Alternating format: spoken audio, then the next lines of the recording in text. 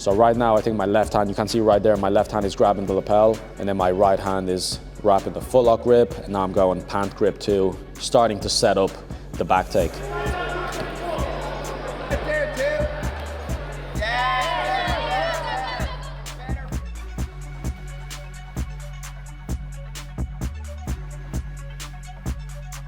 What's up guys, Richy here, recording out of East Coast Jiu Jitsu Academy.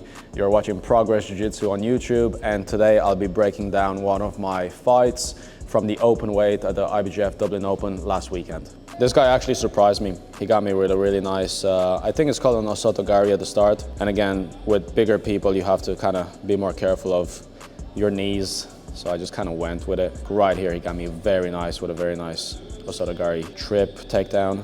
And then straight away, I'm just looking to get my guard back. So just have both feet on him. You always want to have both of your feet on the outside of the person, either on either side of the hip or on the hip, or your feet on the person's biceps. Right now, he's just driving into my close guard. So I'm just kind of opening my feet and hands up in the air just to kind of show the ref that he's stalling. I don't want him driving into me. I want him just backing away a little bit so I can actually play a bit of jiu-jitsu. But obviously he's playing the game. He knows he got the 2 points, so he's just trying to drive into me. Right now I managed to open up the close guard and I'm playing collar sleeve. Again, if you notice, both of my feet or both of my legs are around him. He's in between my legs, which is way easier for me to control him. Way less likely for him to surprise me with a guard pass.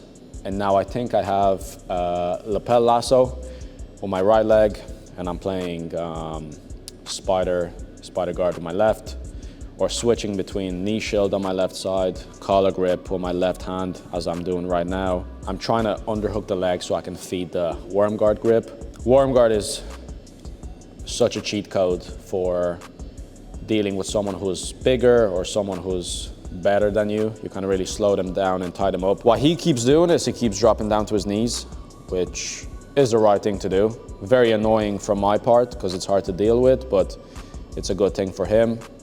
It's hard for me to attack him, but I'm hitting him with, as you saw right there, the Polish Wormrider. So we're gonna break that down, how to do that. But I'm pretty much going into Polish Wormrider, getting into like reverse X guard situation. And then from here, I was worried that he's gonna go straight ankle lock on my foot that's dangling there over his left hip. So I was making, like right now he's wrapping the full lock grip, and then I off balance, he puts his hand on the mat, he goes back to the full lock grip. So I was really trying to make sure I just slow down and control and hold the lapel, hold the Polish Wormrider lapel, because if I do so, it's very hard for him to arch back into the full lock grip and finish the full lock. So right now, I think my left hand, you can see right there, my left hand is grabbing the lapel, and then my right hand is wrapping the full lock grip, and now I'm going pant grip too, starting to set up the back take. I'm going grip onto the pant, so I can start lifting his pant up and pass my right knee behind his right knee, and then start taking the back. That's the idea of the whole position. But I'm trying not to rush it, just so I don't lose position. For the first technique, I'm gonna break down the Polish Wormrider. So this is gonna be from when the person's just stalling on their knees, like the guy is doing in the video. So if I'm just playing, let's say we start from close guard. That's like kind of what was happening in the fight. I started playing close guard, and then from here is also a good situation to open up and get into the Polish Wormrider. Starting to open up the lapels. If the other lapel is still stuck, I can open up the other one too and just try pull as much slack as possible from this lapel here. Gonna start wrapping up the lapel this way into the lapel lasso. Once I get to here, if I have it in my right hand, I wanna swap it back to my left hand, so because I'm gonna need my right arm here to start driving in between his legs, okay? Again, if at any moment he starts bringing this knee up, if he starts bringing this knee up, then we can just start sitting up and getting into like a traditional worm guard. But I couldn't do that in the fight because he was doing a good job just staying on both knees and not letting me get to that leg. So he was just kind of stalling in this both knees on the mat situation. If I want to go to Polish Wormrider, I swap it back to my left so my right hand can start swimming underneath this leg. Okay, you guys can see my hand. I'm looking to hook and try to get elbow deep. So look the way I'm bringing his knee close to me so I can start passing this lapel to my right hand. Once I get to here, keep inverting underneath. This hand is gonna go under the leg. So it's gonna look something like this. I get him all the way through, and now I pass this knee here, okay? Just go onto your knee here, base on your knee, yeah. And then we get to this situation that I was kind of stuck in for a bit in the fight, okay? Ideally, what we wanna do from here, I still have the lapel. I'm pinching my elbow down, so we kind of take his leg out. I'm gonna be reaching for the pant, the drawstring grip like this. At this point, I can let go of the lapel, start sliding down, making a grip onto his pants, and I'm jacking up his leg, his ankle onto my forearm, swimming my right leg inside, my right knee inside, climbing up, and now looking to take the back seat belt and hooks as well. Right now I go far hook, trying to sweep him, see if I can sweep him and come on top. But right now I'm kind of on the edge of the mat, so I was thinking I could come up, but if I do, I might lose position. Here I try to take his back, but then he does a very good job being heavy and facing towards me, and then I end up losing the position and getting back to like close guard situation. He managed to defend a Polish Wormrider, and right now I'm kind of back in close guard. And what's going on here, I actually started feeding like a cross choke from close guard, which is like a very old school technique. It's not the most high percentage because it's very easy to defend. You know, just tuck your chin in and keep your neck safe. I did notice he was starting to get tight.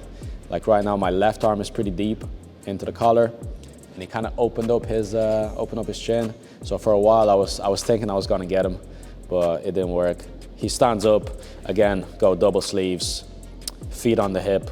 And every time I want him to start standing up like he does right now, and every time he stands up, I want to scooch underneath him and start launching him overhead, just to get that like Tomoe-Nage sweep. But he's doing a very good job of keeping his weight low. And every time I try to lift him overhead, he drops back down to his knees. And now again, he's just kind of stalling, holding on to that 2-point lead. Ever since I was young, I was always fascinated by just techniques that look good. So ever since my blue belt days, that was like my favorite technique, just letting people stand up, and then as I'm trying right now with my butterfly hook, my De La Riva hook, just trying to launch them overhead. I remember I used to be a menace as a young blue belt, just throwing people around with a Tomoe-Nage overhead sweep. So even to this day, that's my go-to.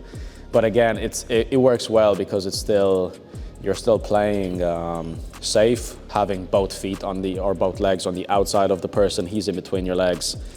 And if it doesn't work, low risk, you just go back to close guard or back to feet on the hips or double lasso, collar sleeve lasso. For the second technique I was using, I was trying to just Tomoe-Nage him overhead.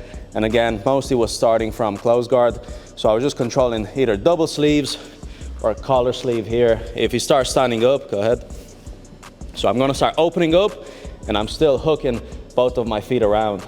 Once I get to here, I'm gonna look to control with double sleeves like this, and I'm just looking to go both feet into the hips, okay? Once I get to here, I'm trying to scooch underneath as much as I can and just start lifting overhead. If he backs away from me a little bit here, I'm just gonna have to follow and get myself underneath him as much as I can.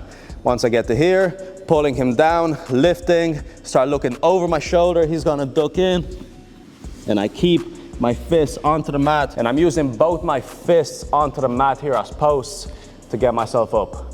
Once I get to here, I can start attacking stuff like arm bars too, or just chilling here, getting my 2 points for the sweep, or my 4 points for the mount. So you can see I'm keeping it very basic. I think this is where the submission comes from. I tried to lift him one more time. He must have overextended his elbow. So right now, going for a big lift, he dropped. I try to lift again, he drops to his knees, and then I go triangle and straight onto the arm bar. So kind of the spidey senses just kicked in, and I managed to get that arm lock on him. So if you just go through the whole fight, it's very basic. I'm not trying to do anything too fancy, because again, at any moment, if anything goes wrong, it's going to be very hard to recover against a bigger opponent. So I'm just playing feet on the hips, feet on the biceps, keeping him in between my legs, and just playing basic but good jiu-jitsu. For the submission that I got at the end, it was again, I was playing double sleeves. He's looking to stand up.